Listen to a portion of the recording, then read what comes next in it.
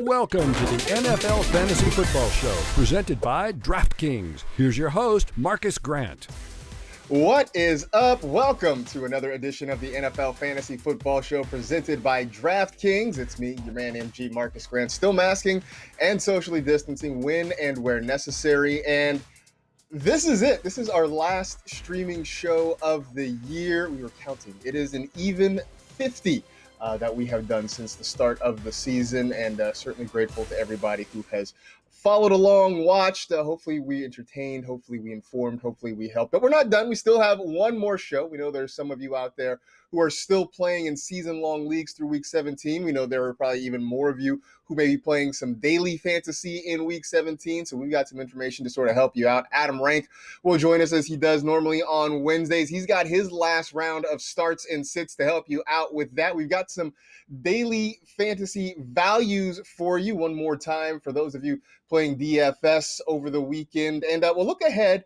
And spoiler alert, in case you just don't want to know, but we're going to tell you who the MVP in fantasy is going to be in the 2021 season. So we'll do all that and plenty more, but as we always are on Wednesday, joined by the one and only Adam Rank, who is again rocking the specs, which I always appreciate. And we've made it to Week 17. I know there were weeks where it seemed a little bit dubious, but we figured out a way to pull through, and here we are. We have made it to the finish line right now. Yeah, it seems a little bizarre because when you think of where we were, like in week one, you're like, yeah, I hope you're trying to get through it and everything. This year, especially, because I know a lot of years the seasons can fly by. This one seems like week one was like 4 years ago. Like, oh my God, I forgot. Like that was a thing. And so it's good to be at this point and it's good to be moving on. I will say this, and I started my Stardom Situm column this week with this note. If you are playing Week 17 on purpose because you've done it for years, don't let anybody tell you otherwise. I don't care. Like, don't block out the noise. It's like the people who don't want to let me enjoy Wonder Woman 84. I don't care if you thought it was stupid. Shut up about it. I enjoyed it. Don't take it away from me. So if you're one of those people that play Week 17 fantasy, do your thing, man. Whatever. Like, I prefer not to. And I will say anybody, if you're in a first-year fantasy league and you've never done fantasy before and this was your first foray into fantasy and you found yourself in a Week 17 game, we will tell you why we don't prefer it a little bit later on in the show. But listen, Week 17, diehards, do your thing. I enjoyed Wonder Woman 84. Right? I thought it was good. Like, I'm not going to sit here and pretend it's a perfect movie, but very few things are. I mean, besides yes. Pulp Fiction and like The Room, but beyond that, I actually thought it was a good time. So I don't really understand where all the haters are coming from. Other than I think we just reflexively like to dump on DC movies, but I thought this was a good one. So no, because you know what? Like Marvel movies are the Nickelback of comic book movies. Wow. They're poppy and fun, and nobody curses. And Samuel L. Jackson can't have like Nick Fury is known for having a cigar. Have you ever seen Nick Fury with a cigar in a Marvel movie? You have not.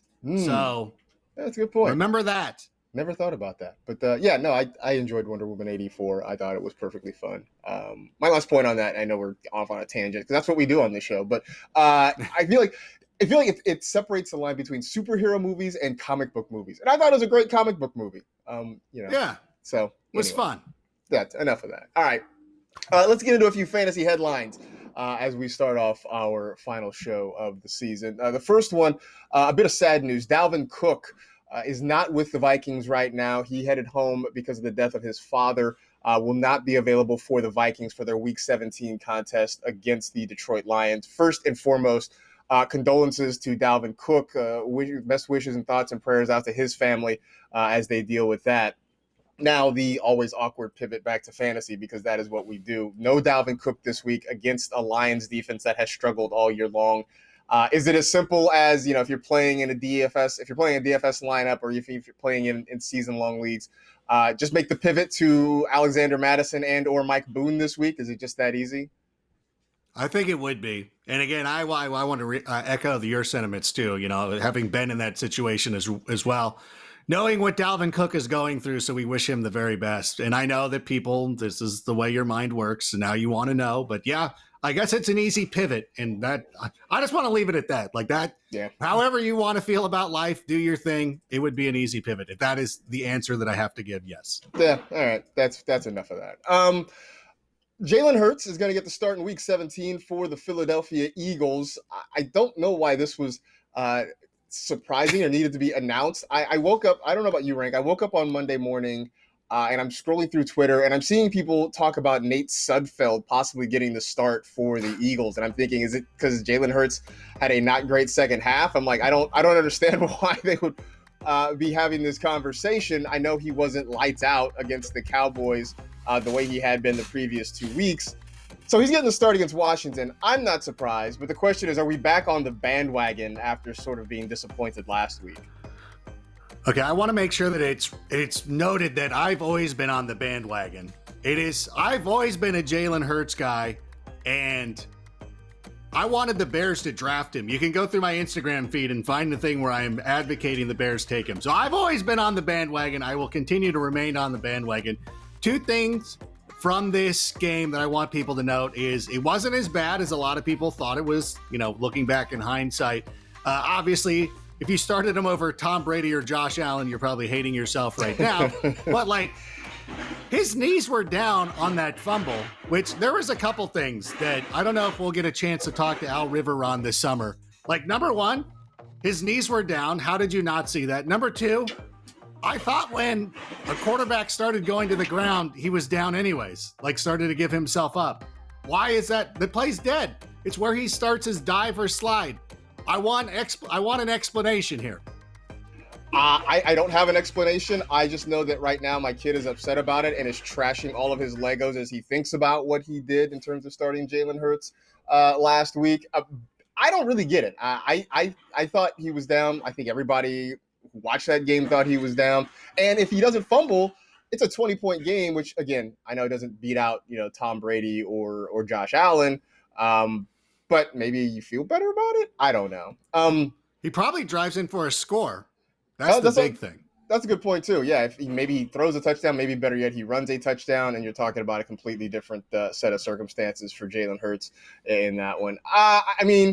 I don't know if I necessarily would throw him in a daily lineup this week against Washington because, their defense is really good, and they have a lot to play for. They win, they can get in the playoffs with a win, so they have a lot to play for. So maybe I would avoid Jalen Hurts this week. But I feel like the future is bright for him. The ceiling is high going forward. So we'll see what happens with him in 2021. The Rams are in a must-win game this week against the Cardinals, fighting for their playoff lives. And they are going to do it essentially with sort of one hand tied behind their back, at least, figuratively. Maybe even literally. I don't know if the NFL's put that rule in this week. I'm not sure. But no Jared Goff. He's having thumb surgery. Hopes to be back if they make the playoffs. Darrell Henderson is out with a high ankle sprain. Cooper Kupp has been put on the COVID-19 reserve list. They're hoping to get Cam Akers back, but they're not sure about it. So they're down a lot of key pieces in this one. Are there any Rams left that you would consider starting? I guess it's Robert Woods, Tyler Higbee, any of those guys kind of float your boat this week with so many guys missing? Yeah, if you're in a Week 17 championship game, I think Bobby Trees is somebody I would feel very confident in, and maybe even going with Josh Reynolds, because I don't think that losing West Coast Trubisky is the worst thing for this Rams team. And as a matter of fact, the Rams are going to come out and win this game. This is one of those situations that we see time and time again. The Rams have already got their playoff spot already solidified. Sean McVay is going to go out and expose how much better he is at coaching football than Cliff Kingsbury. He's going to go out there and really put on an exhibition. And I think having somebody like John Wolford will just be able to show how good he is. It's kind of like when Kyle Shanahan gets those first couple of starts with Nicky Mullins or CJ Beathard or somebody like that. They go out there and play really well because nobody has the tape on them. And it's just a coach out there able to scheme up his guy that he knows so well. And he's going to do it to the Cardinals. And I'm saying this as a Bears fan who figures the Bears are going to lose to the Packers. But I don't care. I have the most. I think that when everybody continues to get after the Rams and they got no shot, that just means they've got the best shot of the entire weekend. I know it's going to be John Wolford that probably gets the start, but part of me really wants to see Blake Bortles come in and lock things up for the Rams. I mean, I just think that'd be a great story. But whatever. I would still plug in Robert Woods because I think if anything, they're going to find ways to get him the ball creatively. Maybe if I want to just YOLO it, I put in Malcolm Brown and hope he gets a couple of goal line carries and scores a touchdown because that is certainly in play this week. But yeah, I'm curious to see if John Wolford comes and balls out. There's going to be, I think, a legitimate argument about what happens in the offseason with the Rams quarterback spot. I know they're paying Goff a ton of money. That's coming. Whatever. Yeah, that's happening. Like that is a legitimate thing that is going to happen. All right. Last one here. Mason Rudolph is going to start in week 17 for the Steelers against the Cleveland Browns. And this is not an injury situation. This is just the Steelers have won the division. They are locked into a playoff seed. And so Mike Tomlin is going to give Ben Roethlisberger some rest. And so we were talking at the top of the show about, the wisdom or lack thereof potentially to play in week 17. And this is sort of it right here for teams that are, deciding arbitrarily to sit players that impact your fantasy lineup. This is not hollow chess. This is not, you letting the Wookiee win or anything like that. This is you making things unnecessarily difficult. So this is why I am not a proponent of playing week 17. I don't know if you have any particular thoughts on that, but I also want to know if you believe in any of the Steelers wide receivers with Mason Rudolph. Again, it's not my way. I would prefer to play in week 16 for situations like this. But again, if you are a week 17 diehard, like do your thing, man. Like it's all good to me. I don't care. The one Steeler receiver I do kind of like though, I know Deontay Johnson has outperformed everybody. I would rock with Juju. I think that he has the most chemistry with Mason Rudolph, if anybody can have chemistry with Mason Rudolph, but I think that Juju would still be a pretty decent play this week, and mostly because I have him in start sit and I don't want to go back and change it. Listen, that's what I'm teasing, but I really do. I was thinking about that because I was like, oh, like this is where you would want to play the Browns defense, obviously, but I'm like, man, one of these Steelers receivers is going to go off. Like I just know it. And even though Deontay Johnson has clearly moved into the number one role for the Steelers, I think that Juju is a guy that I would go with this week.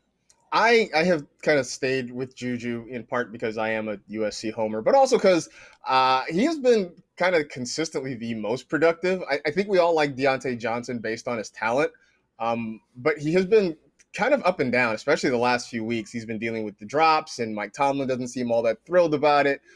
When everything is right, Deontay Johnson's the best receiver on this team. But, in terms of just actual production, look, as Michael F. Florio said on this show a couple of weeks ago, it's one thing to look at talent.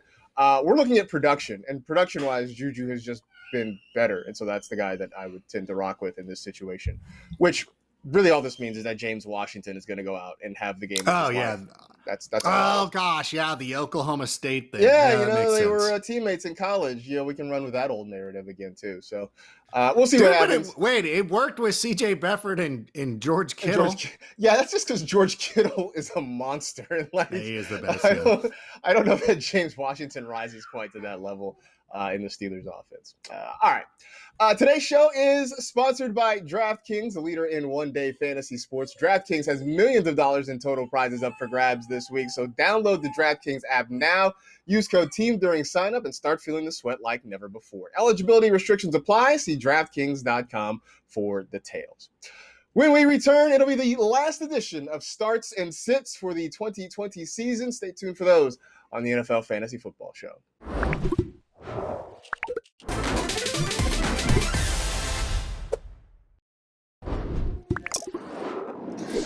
It's time for Secure Starts, presented by Visa for peace of mind online. Visa's got you covered. Adam Rank with one last go-around for the starts and sits for Week 17 for the 2020 season. So let's just dive right into it. Quarterback, who are your starts of the week?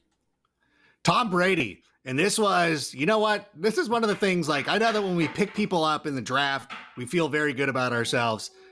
The analysis that I gave after Tom Brady's miserable game against the New Orleans Saints is something that I'm going to look back and be like, I nailed that one because he's been great every step of the way since that game.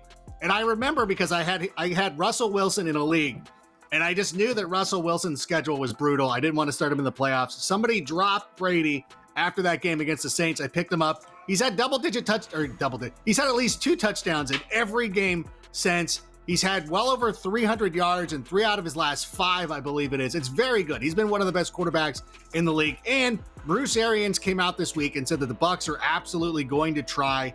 So we love it. So you start Tom Brady.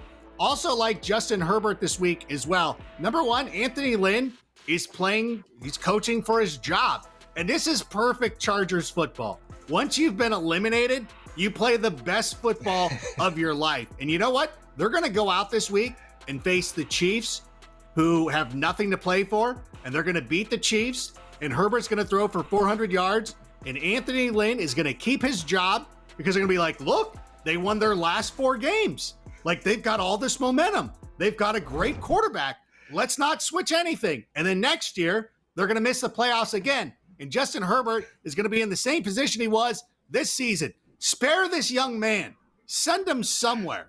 Like, I don't know where. I don't know who else needs a quarterback, but let Justin Herbert free. Like, free Justin Herbert. I'm already bummed that we're going to be looking back on his career someday and be like, that sucks that he played for the Chargers all those years. Never went to the playoffs, and he's thrown for 90,000 yards. But you know what? Because every year they'll win their last 5 and save Anthony. Anthony Lynn will have as much tenure as Bill Belichick because they'll win their last 5 games of the season every year. But so then start Justin Herbert. I guess I could have just summed it up with that. Sorry. I got carried away. I love that he hasn't even played a full season and we're already doing the free Justin Herbert thing right now. This is where we are. By the way, just, as a weird bookend. I mean, it was against the Chiefs where he made his first start this season, where he had to, he had to jump in because Tyrod Taylor wasn't available, and then he ended up and threw for 300 yards and had 22 fantasy points. And we're like, hey, maybe this guy could be something. And here we are. I like how you glossed over wasn't available. There were a whole series of events that we don't really need to get into right now. They were beyond Tyrod's control. Let's just say that. Yes. All right. They were beyond his control. Running backs. Let's get back on track. Who are we starting at running back this week? I'm going to go with Melvin Gordon, a player that I've been trying to get rid of all year. Like, him and David Johnson were 2 guys that I was not enthused about having on either one of my rosters. And they've come through. They've been very clutch. And the one thing that I love about Melvin this week is his matchup against the Raiders. We saw what Myles Gaskin was able to do. The Raiders team, they're out of the playoffs. The Broncos are out of the playoffs. It doesn't really matter to a lot of people, except I think Melvin Gordon is going to go out there and have he's been playing great. So I don't want to take anything away from him. He's going to continue to have a good game. And let's talk about Jonathan Taylor for a moment. Now, this is a fun one because we loved Jonathan Taylor at the beginning of the season. And then through some fits and starts, we're like, oh, it was so close. Finally hit that groove down the stretch. So people who started him in Week 16 championships, we all benefited. This was huge. This was great. Got us a title. We love it. But for those of you who are playing in Week 17, the good news is the Colts folded. Like, Phillip Rivers, you can take Phillip Rivers out of the Chargers. You can't take the Chargers out of Phillip Rivers. And he found a way to lose a game when he was up by 17 with a chance to clinch a playoff berth, which instead gives everybody playing this week the opportunity to get Jonathan Taylor into your lineup in a perfect matchup against the Jacksonville Jaguars. Like that, this would have been a game likely where he was on the bench. Like, they would have just been resting their starters. It would have been great. But Phillip Rivers did the job for you. Now you get to start Jonathan Taylor this week. Maybe Phillip Rivers plays in a Week 17 championship and just wanted to make sure that he'd have some relevant players available to him. Who knows? Yeah, is his son sitting there? Is his son starting Jonathan Taylor? Who do his kids have on their fantasy teams? We should make that a note. We have to start looking at that. We have to start examining these things. Wide receiver, who are your starts of the week? I'm going to go with Calvin Ridley. And I will say this. Anytime the fantasy community draws a consensus on a player, like with Jalen Hurts last week, go the other way. Although I will say the fantasy community was lockstep in saying that Calvin Ridley was going to have a huge breakout this season, and he absolutely did. Even in the absence of Julio Jones, he's been playing some great football, had a great game last week against the Chiefs. The matchup against the Bucs is a little bit tougher, but I would start him this week without any hesitation. And another receiver that I really like this week is T. Higgins, who normally you look at a matchup against the Baltimore Ravens and you think, oh, I don't want to start him. You know, the Ravens, tough defense. But over the last month, the Ravens have allowed the 5th most fantasy points to wide receivers. So T. Higgins is absolutely a great option this week. And this is going to be a player.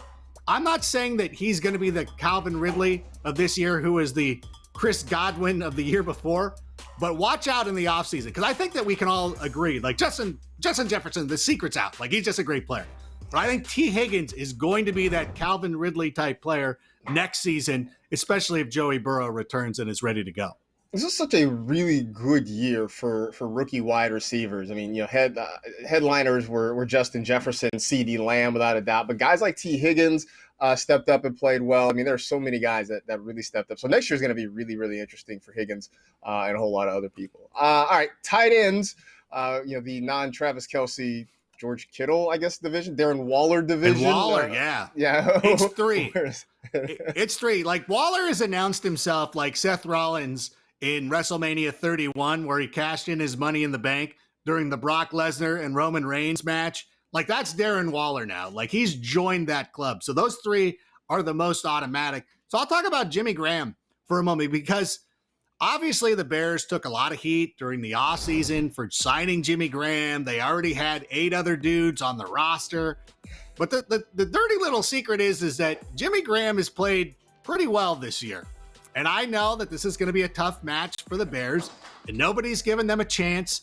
But I think this is a good opportunity for Jimmy Graham, who has shown quite a knack for getting into the end zone, especially over the last couple of weeks. Mitch Trubisky loves him. I mean, Nick kind of favored Cole Kmet, but it really seems like Mitch Trubisky loves him. I'm happy to go with Jimmy Graham this week. And of course, Bob Tunyon, who was a disappointment last week, but you guys need to back off, because this was a waiver wire guy that you added during the season. He scored 10 touchdowns for you. I'm sorry that in week 16 it did not happen. These are the things that happen with these players. But I think that this is a good matchup for them. I honestly, like, if I can give you my honest assessment of the way this Bears-Packers game is going to go, please. I really do believe it's going to be high scoring. I do believe the Bears are going to be able to put up some points. I do think that this is going to be, I mean, they're not going to get embarrassed.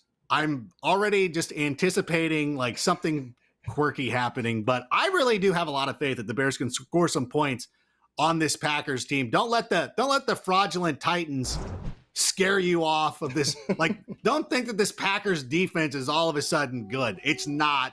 And I think the Bears will be able to expose that.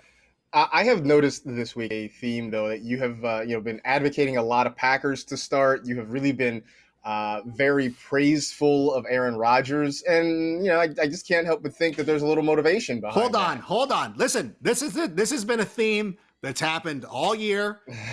I was the guy. I was like, I feel one of the only fantasy enthusiasts out there who really thought that Aaron Rodgers was going to have a great season. And I know, and this is one of our friend Patrick Claybon just does not believe in players being motivated. I don't know what his thing is. I wish we could get him on the show, because I would love to have, I want to devote 40 minutes of this. Like, Patrick, they're human beings. And there is no player in the NFL who is more petty than Aaron Rodgers, which is, like, for an athlete, kind of a good thing. Like, Michael Jordan was like that. Did you not watch The Last Dance? And like how he would turn any sort of little, that's when I took it personal. It's like, he didn't say hello to you from a cab 3 lanes over. Like, how are you upset about that?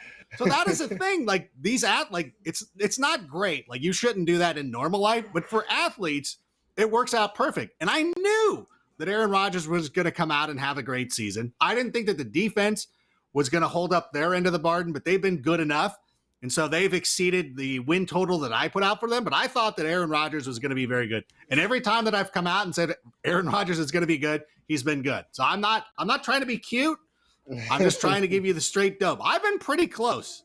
Like, I know it's funny when you do predictions, I have to wonder, like, when people, like, you know, you do a prediction and I'll have a team being like 9-7 making the playoffs. Like, oh, you're wrong. They won 12 games. It's like, bro, do you watch golf and get upset when they don't hit a hole in one every time? Like, sometimes you just landed on the green and I'm going to have to 2-putt it for par. Like, you're fine. But I think I've been pretty spot on with the Packers. Sorry again, I derailed the show. That's all right. That's fair enough. I think you were one of the few. I think a lot of us were like, I know I was kind of like, I think Aaron Rodgers is going to be meh. We all love Devontae Adams. Didn't think Aaron Rodgers would be super great, but here we are. He looks like the old Aaron Rodgers again, and the petty party has continued all year. All right. That takes us to our stardom defenses for the week. Who are some defenses you're looking at? Well, I'm going to look at the Tampa Bay Buccaneers because number one, a team that is going to be trying very hard or still, Bruce Arians wants to go out there and win. Matt Ryan can turn the football, but Matt Ryan's actually been playing very well as of late. He has 5 touchdowns and no interceptions. He has put the ball on the ground a couple of times, but they recovered it. I still will take the Buccaneers in this instance. I think this is kind of a good opportunity for them. The one team that I really like to play this week, though, is the Dallas Cowboys. I think their matchup against the New York Giants is perfect. Danny Dimes turns the ball over a lot. There's going to be chances there. And of course, the Cowboys have something to play for. They're playing to get into the playoffs. I'm sort of pulling. No, I'm not pulling for them. I was going to say sort of because it's kind of fun. Well, you just want it to be ridiculous, like a ridiculous team. I'm actually pulling for the football team because Ron Rivera, 85 Bear. I think he was on the 86 team too as well. And Brody Lee was a huge Washington FT fan. So I'm actually pulling for the FT, but if you need a defense, you can stream those Dallas Cowboys. I do sort of like the Cowboys this week. That might be a tease to something that happens later in the show, but I do think that's a good matchup just because Daniel Jones is a walking turnover machine. So there's a good opportunity there for them to put up some fantasy points. All right, that was Secure Starts presented by Visa. Now, because apparently a lot of you out there, especially who watch the YouTubes, like negativity, we're going to do some sits. We're not going to do as many sits this week, but we're going to do a few sits so we don't have to spend a lot of time on them. Who is your quarterback that you're avoiding? Well, I'm going to go with Drew Brees. And by the way, can I say one thing? Like during that game with the Vikings, I said that Kirk Cousins was the quarterback equivalent of getting mittens for Christmas. And apparently people in Minnesota hate mittens because they were pissed. Like they were so mad. Like, how dare you? Who's the Bears quarterback? Like, first of all, shut up. We're not talking about the Bears quarterback, okay? We're talking about your quarterback, who is he's like mittens. Mittens are great. They're fine. Like, they're very practical. They're very useful. Yeah, they're good. Like, yeah, like why would I hate mittens? They're fine. They're not exceptional. And I think that was the point that obviously, and I understand Viking fans are triggered because their team missed the playoffs, as I predicted. Funny, I remember getting added so much in June, in July about how I was an idiot and the Vikings are winning the division. All those guys, I haven't seen it. Well, mostly because I muted them, but I can't still haven't seen my propers yet. So yeah, so Kirk Cousins is mittens, but it also leads like, well, what is Drew Brees then? Because this is where I'm getting at. Like, what is Drew Brees? I go, Drew Brees is like being re-gifted an original members-only jacket from the 80s that was worn by a smoker who also doused himself in aqua velva. That's Drew Brees currently. Like, he's like, yeah, he was something back in the day. I don't want any part of it now. And so I look at what he did. It really is great because Drew Brees, I don't want to, like, he's the members only jacket. So he's going to hand the ball off to Alvin Kamara. This is why, for fantasy purposes, we want Drew Brees as the quarterback because he's happy to give it to Alvin Kamara. Oh, that and his kids starting. Like, that makes a lot of sense now. So his kids starting Alvin Kamara. Taysom Hill's like, no, bro, I'm taking that ball and I'm running it, And by the way, if they're going to ever beat the Packers, Taysom Hill has to be their quarterback because he'll run it down their throats. But anyways, that's a story for another day. So I'm not starting Drew Brees. That's my sit. Sorry. That was a lot longer than I think you wanted it to be. So two things. It's week 17 and I'm doing this and I'm going to entertain the heck out of all of you. So this is what you get. Two things. One, I would think that if anybody in the country would understand the value of mittens, it would be people from Minnesota. Like, right. I would think that that's something that they would understand. And two, that members only jacket that you're describing, I just imagine Steve Trevor wearing it in Wonder Woman 84. That's all. Yeah. I totally could see him rocking that in Wonder Woman 84. All right, running back. Mike, who is your, I almost gave it away. Who's your running back that you're not starting? No, you can say Mike Davis. Okay, Mike Davis. You know what? It's been fun. Like, I appreciate everything that Mike Davis was able to do this season. And I know that anybody who drafted Christian McCaffrey 1.01 were disappointed until, for a couple of weeks, Mike Davis played exceptionally. And it got to the point to where, like, how much is Christian McCaffrey going to suffer when he returns? Like, apparently not at all. Like, Mike Davis is fine. He is what he is. He's a limited. He's a good player. He's an NFL player. He's good in a situation. He's a good situational running back. But I think for the long term, it's not going to work. I mean, it is what it is. And I think this week, I don't like the matchup. So I'm going to have to leave him on the bench. And I appreciate everything that he was able to do. I started benching him for Jeff Wilson and Myles Gaskin anyway, so it's like, it's okay, it worked out. But Mike Davis, even with the lack of running backs going around, I think that this is one where I'm going to try to avoid it. I mean, he's been great, but I think there's better options. I agree. I think it was fun early on, just fun while it lasted, but I think the novelty has sort of worn off on Mike Davis.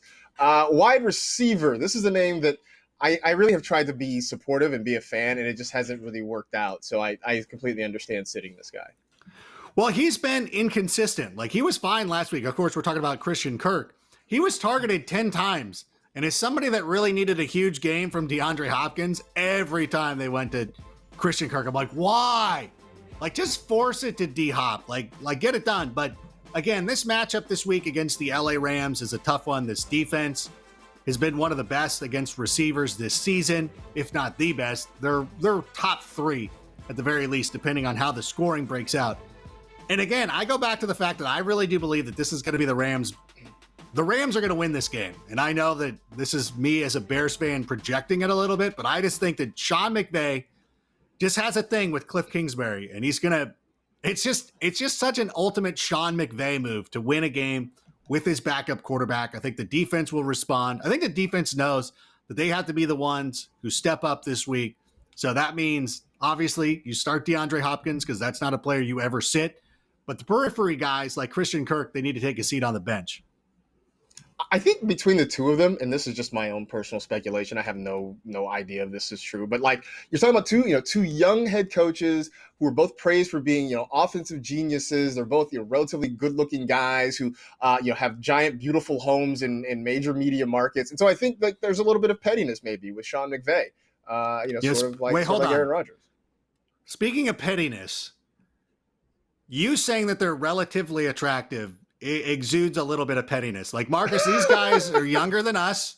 They're way better looking than both of us. Like, they're handsome. They're movie star Chris Pine handsome. Like, let's not us be petty. Let's just call it the way it is. Like, they're handsome gentlemen. Two young, attractive gentlemen who are very good at scheming up offenses. Yeah, I kind of don't like them for that. It's like, nah, you're too handsome for me. Like, get away. Like, I don't want you hanging out with me. You need your head coaches looking like Belichick, basically. Like they. Oh my God! Then I feel great about myself. Like, slept in a snowbank or something. Yeah, exactly. Your tight end to avoid this week. Who is it? I'm going to say Austin Hooper, who broke the string. Like, the Jets had given up a touchdown to a tight end in 5 consecutive games. Here comes Austin Hooper, no available wide receivers, and you couldn't get into the end zone. This greatly disappoints me. The Steelers have been one of the toughest teams against tight ends this season. If they're not number 1, they're number 2. I know them and the Colts were going back and forth. So again, depending on how the scoring breaks out, because I see it it's different on different sites. Steelers are tough against tight ends. I would look at somebody else. I would look at I know that Tyler Higbee's got a tougher matchup because the Cardinals have actually been pretty good against tight ends this week or this season. So I would look at somebody else. Like, if you have Austin Hooper and you have somebody who's similar, like, I'm not saying to go out and get Steven Alexander. Who's the tight end for the Chargers? Steven Alexander, whoever it is. But, like, just take some caution with Austin Hooper this week. I was just going to default back to Virgil Green. I feel like he was the tight end there for like a decade or whatever. So that was my first, that was my knee-jerk reaction. Steven Anderson is the guy that you. Steven Anderson. That's it. All right, that's actually not a terrible start this week. Like, for DFS and stuff, Because like the Chiefs give up a lot of production. Because last week I was all in on Hayden Hurst, and he ended up scoring a touchdown. And I'm like, yeah, the Chiefs don't guard the tight end for whatever reason. Yeah, not so much, which is sort of weird because you figure they have practice against, trying to cover a really good tight end. Maybe they've given up. They're like, yeah, we can't stop tight ends. Not every tight end is Travis Kelce, guys. And then your defense to avoid this week. Who is that? Oh my gosh. I was like, I think we're done. Panthers. I just don't want to play the Panthers. Valiant effort last week against the FT, but I think Matt Rule has done an exceptional job. You know what? You did great work.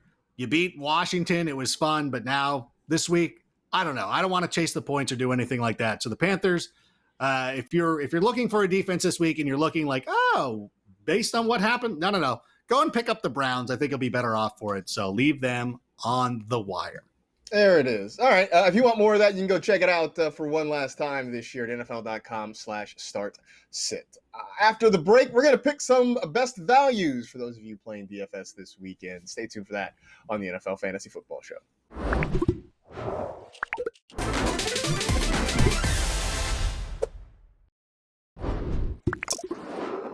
It's time for Best Value, presented by DraftKings. Every week, we try to get you the most bang for your fantasy buck. For anybody playing daily fantasy this week, so we go position by position. So if you're looking for a value this week, Rank, where are you going in DraftKings? Yeah, I kind of went against the spirit of this exercise because I just wanted to say that. But no, like legitimately, any lineup that I'm building, I would pay up for Aaron Rodgers, and I would probably pay up for Devontae Adams, and then try to fill it out other places. I think that, again, it's always, I understand people are trying to be saving some bucks here at the quarterback position because it is one that's easier to kind of, you could lock in on Justin Herbert, but even Justin Herbert was not enough of a step down for me. Even the guy that you're going to be talking about, I'm like, nah, I don't trust it. Like, why would I not go with the guy who I know is super petty, wants to go out there and throw 7 touchdowns against this Bears defense? So again, like as the rational human being and not trying to take the fanboyness out of it and be like, this guy's terrible. Like he's obviously very good. And I think that this is a perfect opportunity to where normally we would advocate, spend some or save some money at this position. I'm saying spend it. Like every once in a while. Like I'm getting together with a couple of buddies in a couple of weeks and we're going to go golfing. And they're like talking about these dog tracks. And I'm like, dude, I don't play Arroyo Trabuco, which is like a high dollar South Orange County golf course. Like I'll spend the money. Like I'm not doing it every week, but for this special occasion, I'll do it. And I think this is the time.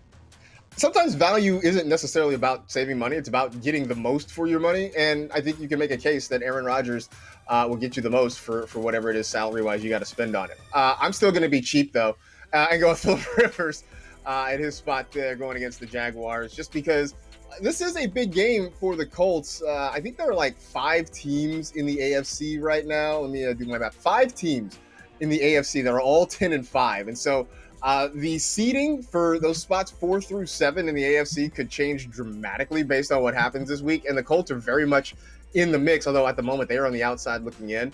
But the matchup is great. They have a lot to play for, so I think Philip Rivers will figure it out. Of course, now that I say that, there's going to be at least one back-breaking, soul-crushing interception that he throws at some point in the fourth quarter of this game. Whatever.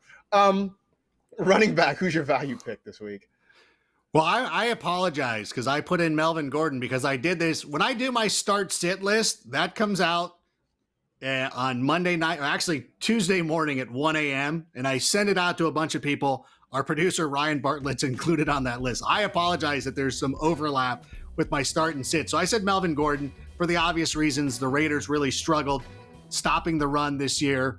Receivers catching the ball out of the backfield can be a problem for them as well. So I really like Melvin Gordon. And to give you a bonus one, because I should have done a better job of this and making sure that I wasn't repeating myself, is J.D. McKissic, I think would be kind of fun this week as well. You know, somebody, again, if I'm paying up for Aaron Rodgers, I have to find somebody who's a little bit cheaper. And I think of a team, and I'm trying to find a team that's still playing for something. And I look at, you know, how well the Cowboys were able to pass against this Eagles defense last week. I think that the top receivers, though, are, you know, Antonio Gibson, Logan Thomas, and J.D. McKissic. I know Sims will work into the mix as well, but I think McKissic would be somebody to take a flyer on. I do like that one. I went with Leonard Fournette this week because at the time I was putting this together. Ronald Jones still on the COVID list, still dealing with an injured finger. I know it's trending in the right direction for Rojo to play in this one. So if he does play, then I would certainly probably pivot away from Leonard Fournette a little bit and maybe go to a guy like McKissick. But, if there is no Ronald Jones this week, as you mentioned, Rank, Bruce Arians says they are going to go for it this weekend against the Falcons. The matchup is not great, but I think it's good enough that if Fournette gets a majority of the touches, that he can go out and be productive. But like I said, if Ronald Jones ends up playing, then I would probably switch this over to somebody else. But for now, we're going to stay with Leonard Fournette. Wide receiver. I saw this, and I was like, I was very intrigued by your value pick at wide receiver. Well, this is the problem. If you want to sit there and stack Aaron Rodgers with Devontae Adams, you got to go deep at a position that you feel comfortable doing it at. And I think Braxton Berrios is somebody that I don't mind playing at all. And I know that it's a little bit of chasing the fantasy points because last week he caught a touchdown pass from Jamison Crowder. But I'm also banking on the Braxton Berrios revenge game. That's right, the former Patriot. And I think, based on what we saw on Monday night, that this is now, and Miami's been doing this as well, is like this is the Scott Farkas episode, or the Scott Farkas part of the Patriots dynasty, where now everybody's coming in and taking swings. And the Jets, they've already lost out on the number 1 pick. Go for it. Go crazy. Do what you got to do. Sam Darnold's going to be out there throwing the rock all over the field. This is a value pick. I'm rolling the dice with Braxton Berrios, and I feel pretty good about it. I definitely like that pick. I'm going to go, and I had Phillip Rivers at the quarterback spot. If I can get a value stack, I think I'm okay with that. So Zach Pascal is a guy that I'm looking at. Ooh. We have sort of kind of run through the gamut of Colts wide receivers. A few weeks ago, about a month ago, it was Michael Pittman. Then we pivoted over to T.Y. Hilton. The last couple of weeks, it's been the Zach Pascal show. He's got 3 touchdowns in his last 2 games. You see that 15 or more fantasy points in back-to-back games for him. So I like him as a value pick. And again, you can sort of stack there. And then that still leaves you room probably for somebody like a Devontae Adams or somebody big time maybe at the running back spot if you do that. Tight end. I like your tight end pick too. I think you sort of explained why, but you can explain again. I know. Again, I apologize. I used them in another segment. It's another sponsored segment, so these get clipped off and go into 2 different places. So I do like Jimmy Graham this week. I do believe that this Bears offense has shown like they're one of the top scoring offenses over the last month. And ever since they handed the play calling duties over to Bill Lazor, they've done a great job of working to Mitch Trubisky's strengths, letting him get outside of the pocket, letting him improvise a little bit. He makes some bad plays, but you know what? His legs are what made him so good during their playoff run a couple of years ago. He's finally getting back to that. So I like Jimmy Graham this week. And a bonus one, too, I'll give you if you've been watching the whole show. Irv Smith is another guy that I would play. Right? Like Kyle Rudolph's not playing this week. Irv Smith should be another one. And he's somebody that I would look at, too. If you can't fit in a Tunyon stack with Adams and Rodgers, I would definitely go with either Jimmy Graham or Irv Smith. Definitely like the Irv Smith pick, too. I know the hashtag #LetIrvSwerve has been sort of circulating on Twitter. I've seen it once or twice. So, yeah, in my mind, it's So, in my mind, it's like all over the place. Marcus sees it once. Like, everybody's into this. Everybody's doing it, man. Are you kidding? Also, I have to apologize for recycling names. This isn't that other fantasy show we do where we, have to have unique names for every single segment. So, it's cool. I don't mind. I should pick my value pick. It's Mike Gesicki. I got all distracted and stuff. Mike Gesicki is my value pick at the tight end spot. And it's been sort of an up and down year for Gesicki. Although I do really feel like having Tua Tagovailoa as the quarterback has been better for him as opposed to having Ryan Fitzpatrick. Fitz is going to sling the ball deep down the field. He's going to get his wide receivers more involved.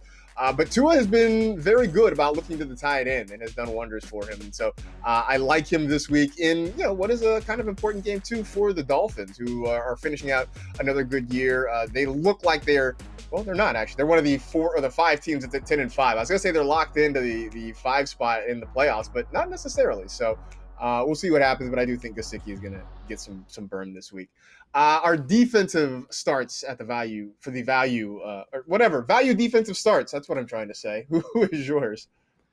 Well, I was thinking about putting the Cowboys in here because we had them in the start 'em sit 'em. But once the decision was made to sit Ben Roethlisberger this week, I'm going to go with the Cleveland Browns. I think that, again, with a team, everything to play for, going up against a defense or going up against an offense that's sitting there starting quarterback, I think you got to play them. And so I think that the Browns, this is a pretty good opportunity. And it is weird that you're talking about like the Dolphins, like there's going to be a 10-win team in the AFC that does not make the playoffs. And then there's going to be like the 5-win Cowboys are going to be the division champs of the NFC East. It's so crazy the way this works. But I think that the Browns have a pretty good opportunity this week, and I would definitely start them. They're a better price than the Cowboys too. They are a better price than the Cowboys, but I'm still going to go with the Cowboys as my value pick. I sort of talked about it earlier. I mean, Daniel Jones has been a turnover machine, and that has so much to do with it. So I would definitely put the Cowboys in that situation there. Look, they've actually played pretty well defensively the last couple of weeks, or maybe it's just because they've played quarterbacks who turn the ball over a lot because they took advantage of Nick Mullins a couple weeks ago. And, they did a decent job on Jalen Hurts. So maybe they're figuring it out late in the season. That's probably my biggest rationale for picking the Cowboys in this one. All right, that was Best Value presented by DraftKings. We are not done. We have more sponsored segments coming up. In fact, next one, we're going to pick some cards out of a pack of trading cards, and we're going to talk about a few of the guys there. So that should be fun. I'll give you a hint. They're all rookies. That's next on the NFL Fantasy Football Show. Yeah.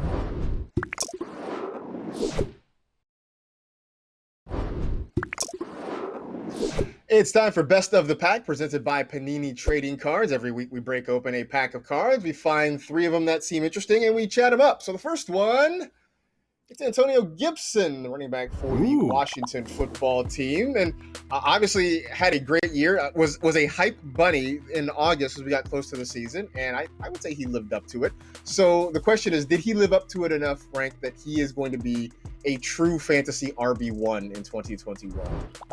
Yeah, I definitely believe so. I think that, until that toe injury, he was somebody that was going to be carrying people to some fantasy titles. He was, a player that I missed out on Mike Davis in a lot of spots and didn't have to settle, but I had Antonio Gibson on my roster and just started using him to great success. And now I'm really excited to see the direction that this Washington FT offense is going to go into. A lot of it will depend on the quarterback.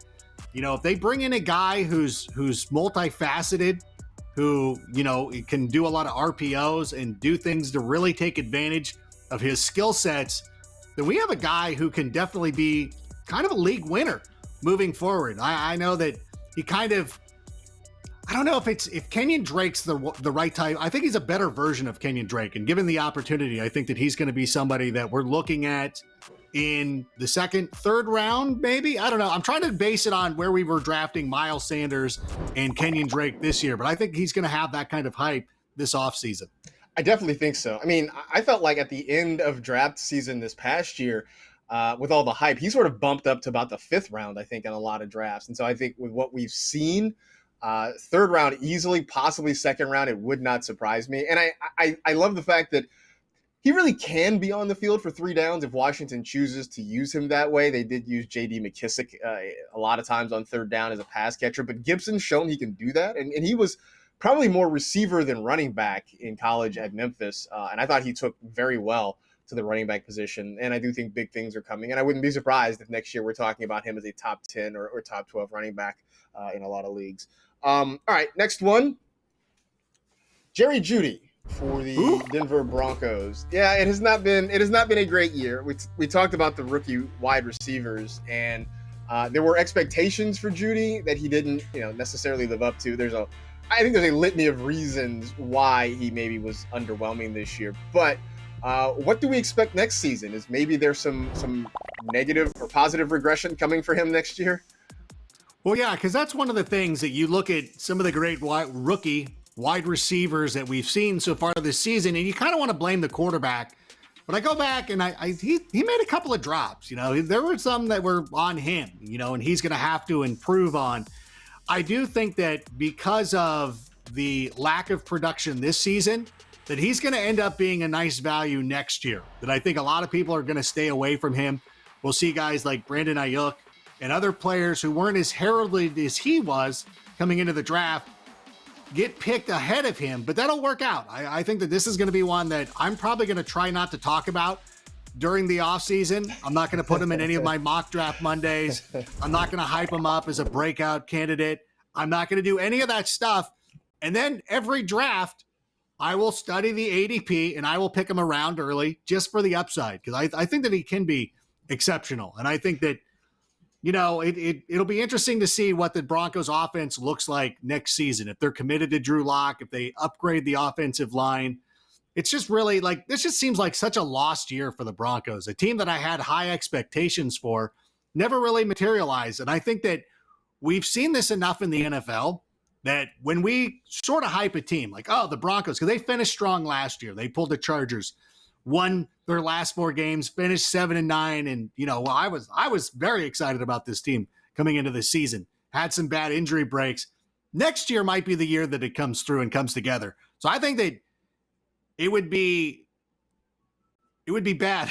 It would be, I'm trying to think of the right, whatever. Don't pass on Jerry Jeudy next year. I think that there's don't be burned by what you saw this season. Give him the benefit of the doubt. Know that the talent is there and that he can take a step forward next year. I thought there were flashes where Jerry Jeudy showed, why people were so excited about him in the draft this year. He never really put it all together. I'll say this about the Broncos, though. When everything's right, I think they've got a really good wide receiver core. I mean, they'll get Cortland Sutton back next year, hopefully healthy. They've got Jerry Jeudy. Tim Patrick has played really well. KJ Hamler has shown that he can be a playmaker. They have Noah Fant there at the tight end spot. They are not hurting for pass catchers in this offense. And so some of it is going to be whether or not they believe Drew Lock is the guy. But I do think you're right, though, that Jeudy is going to end up being sort of a value pick, that people are going to look at what happened this year and sort of downgrade him. And if he does take that step forward, he ends up being potentially a really great draft bargain for a lot of folks. All right, last one. This guy was a great draft bargain this year. It's Justin Jefferson for the Minnesota Vikings. Obviously an incredible draft value because you took him very late in your draft, if at all. That's going to change next year. How high does he get drafted in 2021? Yeah, I'm trying to think, how many receivers will go ahead of him? I mean, you have your normal stalwarts who will D-hop and players like that. But I think that Jefferson probably ends up getting drafted ahead of guys like Julio Jones and players like that. And this was somebody that we were excited about coming into this year. I remember, they let me do a mock draft alongside of Daniel Jeremiah and Chad and all those guys, Lance and all those guys. And I said that the Eagles should have drafted Justin Jefferson, to the point that the Eagle fans are tired of hearing about it. I'll take this a step further. Hey, Houston Texans, if you would have just gotten a first-round pick for DeAndre Hopkins, you could have had Justin Jefferson as well. But anyways, and still gotten David, whatever. But I really do believe that he's only gonna step forward. And I know that the Vikings are going to want to always run the football as much as possible. But I think that they've shown that even when they're a run-first team, there's enough opportunities for guys like Adam Thielen and Justin Jefferson. And I think next year, Justin Jefferson's just going to blow by Adam Thielen. Not that Adam Thielen's bad or anything like that, but it's really going to be Justin Jefferson's year. And you got to remember, this is a player that came in this season with a limited training camp, not a lot of, mini camps or anything like that. And he came in and was a stud, which is kind of what we talked about. Like, Joe Brady knows what he's doing. He played in that LSU system. So he's ready to go. But another full real offseason with the NFL in an NFL system, this guy's going to be lights out. We might be talking about the first receiver off the board. Let's get crazy, Marcus. You know what? I wouldn't be surprised if in some leagues, maybe he does come off the board as the first wide receiver. I think I'm glad you said Julio, because that was sort of the name I was thinking of, is where does he go in relation to Julio Jones? And I do think he's probably going to go ahead of Julio, probably in a lot of leagues. I've got him sort of pegged right now as a 3rd round pick. I think he's probably going to be one of the top 10 receivers off the board in a lot of leagues. I will pat myself on the back because I said he was the rookie wide receiver with the highest upside in the first year. I don't know about necessarily long-term. I think that still might be CeeDee Lamb, but I did think he was poised to step in and produce right away. Mostly because Kirk Cousins tends to just funnel most of his targets to 2 guys. And, it was before, it was Adam Thielen and Stephon Diggs. So you take Diggs out, you put Jefferson in. and he slid in and he replaced Diggs very nicely. That's one of those trades where everybody wins. I know I'm not the first person to say this, but the Bills obviously got a lot better with Stephon Diggs, and the Vikings didn't really miss anything offensively by plugging him in with Justin Jefferson. So I do think that, if you were able to get the draft discount on Jefferson this year, enjoy it, because it's going away. You're just not going to get it next year. That's all there is to it. Okay. That was Best of the Pack, presented by Panini Trading Cards. We are almost to the end of our last show of the season. We'll do it by telling you how next season is going to end. So stay tuned and figure that out on the NFL Fantasy Football Show.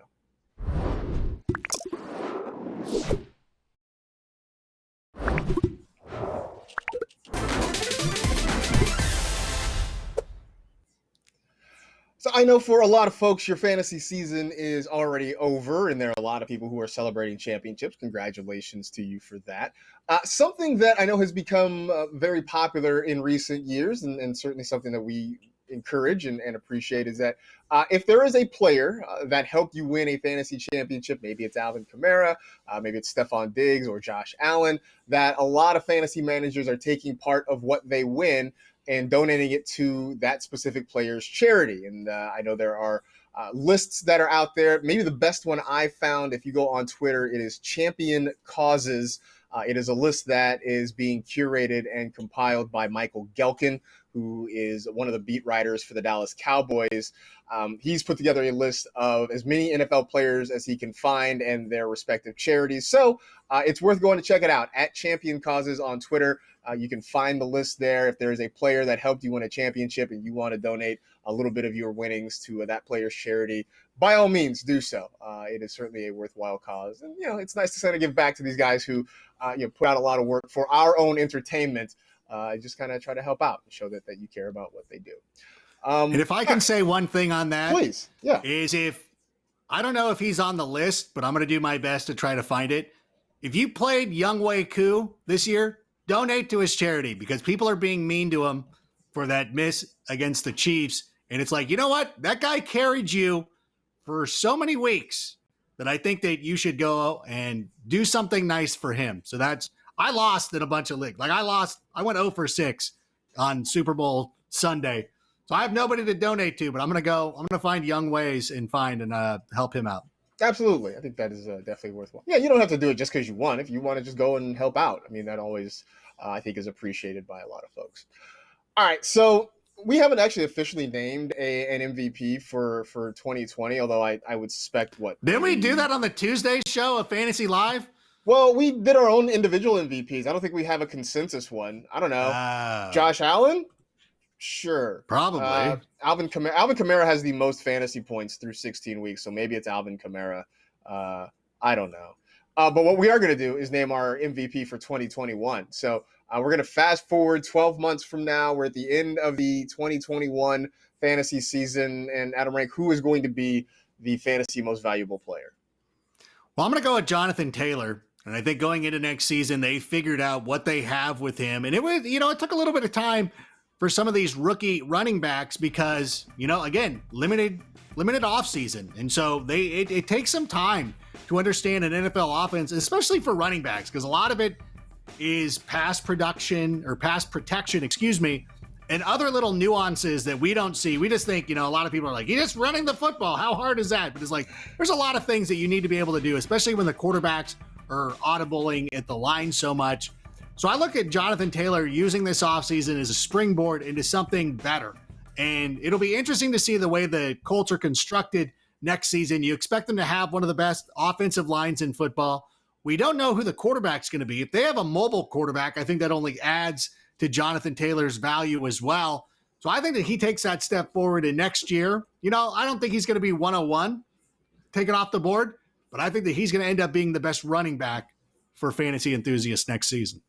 I think what we saw from him in the back half of the season suggests that really big things are coming for him next year.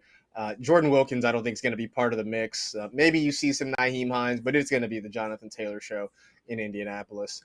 I'm going to go quarterback, and I'm going to go with Kyler Murray, who was lights out to start the year. slowed down, I think, because of that shoulder injury we saw sort of mid-season. I know he didn't have a great game last week against the 49ers, but I mean, this is still a guy that was a top 3 quarterback pretty much all season long. I would think he's going to be drafted as a top 3 quarterback, which means if you want to have Kyler Murray on your team, chances are you're probably going to have to draft him in like the 3rd or 4th round, because that's just probably going to be the asking price. But I think the upside is huge. I think especially if they do something to sort of beef up that wide receiver group. We know how good Nuke Hopkins is. Larry Fitzgerald is probably retiring. I would think that we may have be seeing the last of him this weekend, depending on whether or not the Cardinals make the playoffs.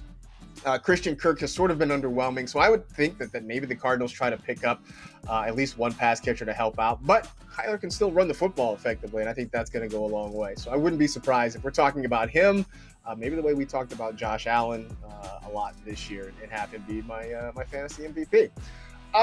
Which brings us to the end of the show, and I guess this is the point where I want to just shout out the people that I think really are the MVPs, and it's the folks who helped us put this thing together all year long. And I know I'm going to miss some names, and so I apologize for that. But between Hytham Kalani and Ryan Bartlett and Christy Stapleton and Zach Saley and so many of the folks behind the scenes whose faces you never see, whose voices you never hear, whose names you generally don't know about, but who really, help us do this whole thing. I mean, this was our first year doing a streaming show.